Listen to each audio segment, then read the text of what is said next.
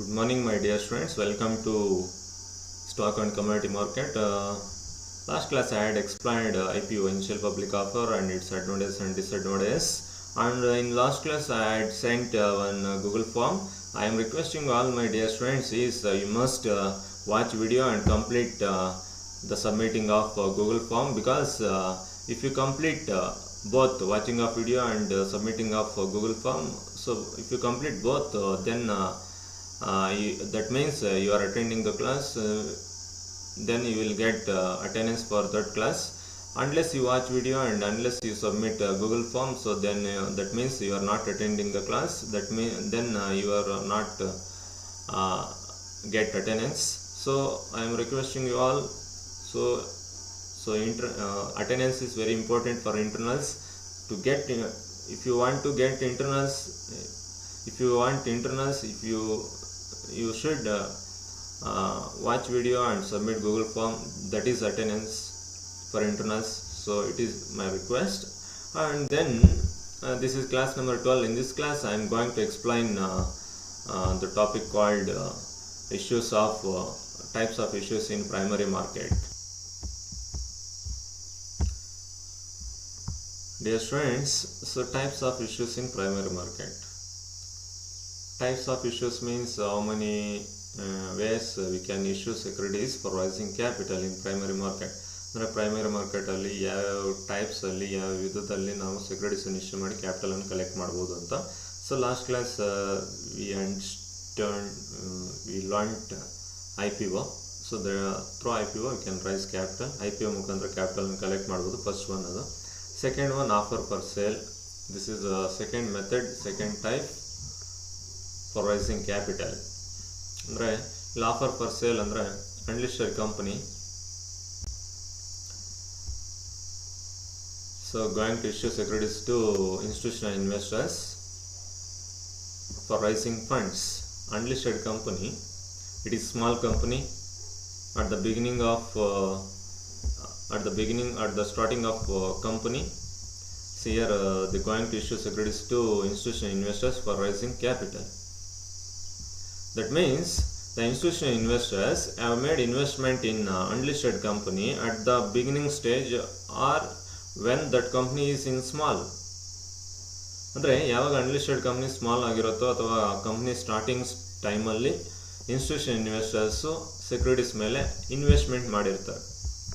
ಅಂದರೆ ಸೆಕ್ಯೂರಿಟೀಸ್ ತೊಗೊಂಡು ಕ್ಯಾಪಿಟಲನ್ನು ಕೊಟ್ಟಿರ್ತಾರೆ. ಅಂದರೆ ಇನ್ಸ್ಟಿಟ್ಯೂಷನ್ ಇನ್ವೆಸ್ಟರ್ಸು ಕ್ಯಾಪಿಟಲನ್ನು ಇನ್ವೆಸ್ಟ್ಮೆಂಟ್ ಮಾಡಿದ್ದಾರೆ ಸ್ಮಾಲ್ ಕಂಪ್ನಿಯಲ್ಲಿ ಅಥವಾ ಬಿಗಿನಿಂಗ್ ಕಂಪ್ನಿ ಸ್ಟಾರ್ಟಿಂಗ್ ಟೈಮಲ್ಲಿ.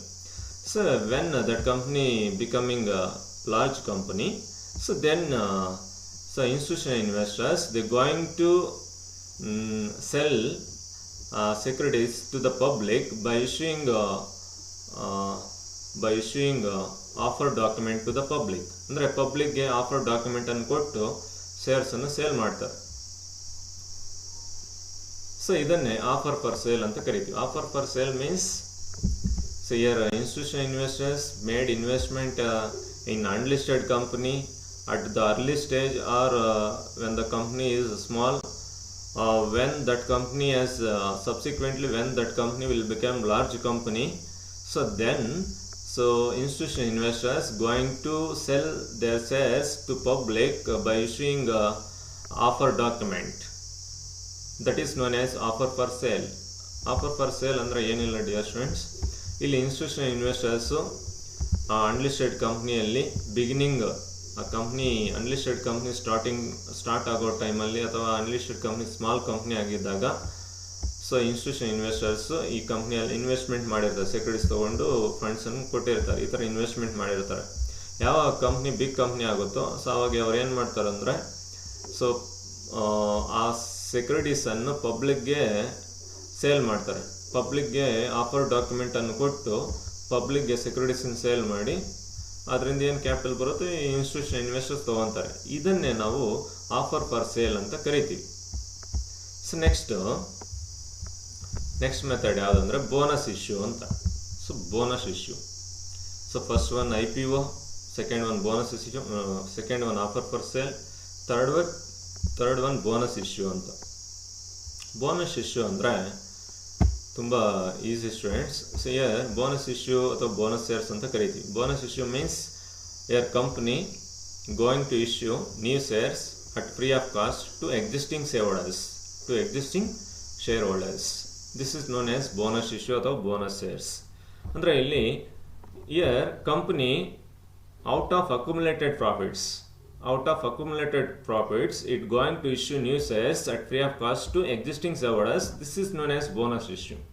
ಅಂದರೆ ಕಂಪ್ನಿ ಇಲ್ಲಿ ತನ್ನ ಹತ್ರ ಏನು ಅಕ್ಯುಮುಲೇಟೆಡ್ ಪ್ರಾಫಿಟ್ಸ್ ಇದೆಯೋ ಆ ಪ್ರಾಫಿಟ್ಸನ್ನು ಯೂಸ್ ಮಾಡಿಕೊಂಡು ನ್ಯೂ ಶೇರ್ಸನ್ನು ಎಕ್ಸಿಸ್ಟಿಂಗ್ ಶೇರ್ ಹೋಲ್ಡರ್ಸ್ಗೆ ಇಶ್ಯೂ ಮಾಡುತ್ತೆ ಫ್ರೀ ಆಫ್ ಕಾಸ್ಟ್ಗೆ. ಎಕ್ಸಿಸ್ಟಿಂಗ್ ಶೇರ್ ಹೋಲ್ಡರ್ಸ್ ಅಂದರೆ ಪ್ರೆಸೆಂಟ್ ಶೇರ್ ಹೋಲ್ಡರ್ಸ್ ಅವ್ರಿಗೆ ನ್ಯೂ ಶೇರ್ಸನ್ನು ಫ್ರೀ ಆಫ್ ಕಾಸ್ಟ್ಗೆ ಕೊಡುತ್ತೆ. ಇದನ್ನು ಬೋನಸ್ ಶೇರ್ಸ್ ಅಂತ ಕರಿತೀವಿ.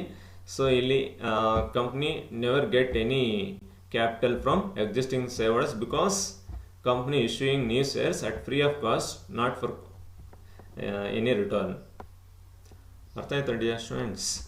ಇಲ್ಲಿ ಕಂಪನಿ ತನ್ನ ಅಕ್ಯುಮುಲೇಟೆಡ್ ಪ್ರಾಫಿಟ್ಸ್ ಏನಿದೆಯೋ ಅದನ್ನು ಯೂಸ್ ಮಾಡಿ ಸೊ ನ್ಯೂ ಶೇರ್ಸನ್ನು ಎಕ್ಸಿಸ್ಟಿಂಗ್ ಶೇರ್ ಹೋಲ್ಡರ್ಸ್ ಅಥವಾ ಪ್ರೆಸೆಂಟ್ ಶೇರ್ ಹೋಲ್ಡರ್ಸ್ಗೆ ಫ್ರೀ ಆಫ್ ಕಾಸ್ಟ್ಗೆ ಕೊಡುತ್ತೆ. ಇದು ಇಂಪಾರ್ಟೆಂಟ್. ಫ್ರೀ ಆಫ್ ಕಾಸ್ಟ್ ಅಂದರೆ ಸೊ ಎಕ್ಸಿಸ್ಟಿಂಗ್ ಶೇರ್ ಹೋಲ್ಡರ್ಸಿಂದ ಏನು ಕ್ಯಾಪಿಟಲ್ಲು ಪಡ್ಕೊಳ್ಳಲ್ಲ, ಫ್ರೀಯಾಗಿ ಶೇರ್ಸನ್ನು ಇಶ್ಯೂ ಮಾಡೋದು. ಇದನ್ನು ಬೋನಸ್ ಇಶ್ಯೂ ಅಂತ ಕರಿತೀವಿ.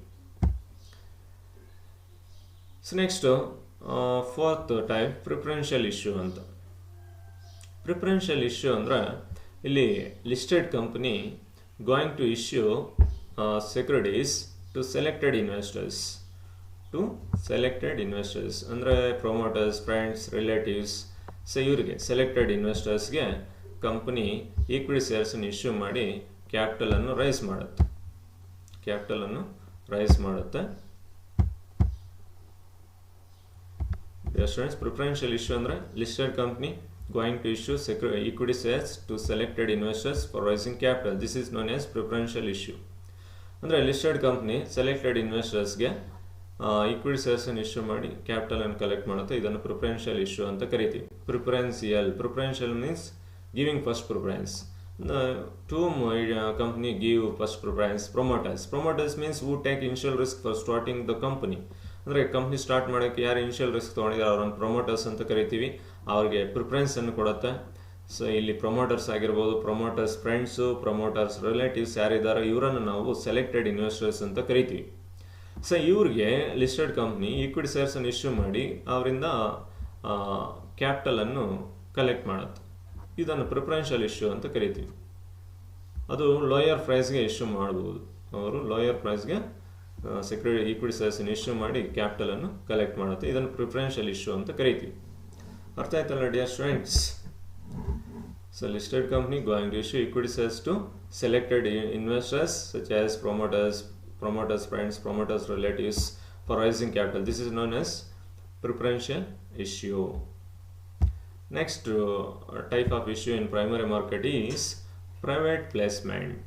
So private placement means so here company going to issue securities to selected investors such as large banks, mutual fund organizations, insurance companies, pension fund organizations. It going to issue securities for raising capital. This is known as private placement. Company going to issue securities to selected investors such as large banks, insurance companies, mutual fund organizations, pension fund organizations. These are all selected investors in this list. Large banks, insurance companies, mutual fund organizations, pension fund organizations will come. ಇವರನ್ನೆಲ್ಲ ಸೇರಿಸಿ ನಾವು institutional selected investors ಅಂತ ಕರಿತೀವಿ. ಇವರು private means outside people, not inside of the company. ಅಂದರೆ company ಒಳಗಡೆ ಇರೋ people ಅಲ್ಲ ಇವರು, ಕಂಪ್ನಿ ಹೊರಗಡೆ ಇರ್ತಕ್ಕಂಥ ಪೀಪಲ್ಲು ಇನ್ವೆಸ್ಟರ್ಸ್. ಅವರು ಸೆಲೆಕ್ಟೆಡ್ ಇನ್ವೆಸ್ಟರ್ಸ್ ಯಾರಂದರೆ ಫ್ಯೂ ಇನ್ವೆಸ್ಟರ್ಸನ್ನು ಸೆಲೆಕ್ಟ್ ಮಾಡ್ತಾರೆ. ಸೊ ಇಲ್ಲಿ large banks, insurance companies, mutual fund organisations, pension fund organisations ಇವರನ್ನೆಲ್ಲ ಕೂಡ ಸೆಲೆಕ್ಟೆಡ್ ಇನ್ವೆಸ್ಟರ್ಸ್ ಅಂತ ಕರಿತೀವಿ. ಅವರಿಗೆ ಸೆಕ್ಯೂರಿಟೀಸನ್ನು ಇಶ್ಯೂ ಮಾಡಿ ಕ್ಯಾಪಿಟಲನ್ನು ಕಲೆಕ್ಟ್ ಮಾಡ್ತೀವಿ. ಇದನ್ನು ಪ್ರೈವೇಟ್ ಪ್ಲೇಸ್ಮೆಂಟ್ ಅಂತ ಕರಿತೀವಿ. ಯಾಕೆಂದರೆ private means outside people, not relating to the company. Company employees ಅಲ್ಲ, ಕಂಪ್ನಿ ಇನ್ಸೈಡ್ ಪೀಪಲ್ ಅಲ್ಲ, ಕಂಪ್ನಿಗೆ ಸಂಬಂಧಪಟ್ಟ ಪೀಪಲ್ ಅಲ್ಲ, ಔಟ್ಸೈಡ್ ಪೀಪಲ್. ಅಂದರೆ ಪ್ರೈವೇಟ್ ಪ್ಲೇಸ್ಮೆಂಟ್ ಅಂದರೆ ಈ selected investors, large banks, insurance company, mutual funds, pension fund organisations, ಇವರು ಸೆಲೆಕ್ಟೆಡ್ ಇನ್ವೆಸ್ಟರ್ಸ್ ಅಂತ ಕರಿತೀವಿ. ಇವರಿಗೆ ಸೆಕ್ಯೂರಿಟೀಸನ್ನು ಇಶ್ಯೂ ಮಾಡಿ ಕ್ಯಾಪಿಟಲನ್ನು ಕಲೆಕ್ಟ್ ಮಾಡುತ್ತೆ. ಇವರು outside people, company inside people ಅಲ್ಲ. ಸೊ ಅದರಿಂದ ಇದನ್ನು ಪ್ರೈವೇಟ್ ಪ್ಲೇಸ್ಮೆಂಟ್ ಅಂತ ಕರಿತೀವಿ. Next, dear students, in this class we have discussed types of issues in primary market. ಅಂದರೆ ಯಾವ್ಯಾವ ಅಂದರೆ, ಸೊ ಬಿಫೋರ್ ಕ್ಲಾಸಲ್ಲಿ IPO ತಿಳ್ಕೊಂಡಿದ್ವಿ. ಈ ಕ್ಲಾಸಲ್ಲಿ offer per sale, bonus issue, private placement, preferential issue, allotment.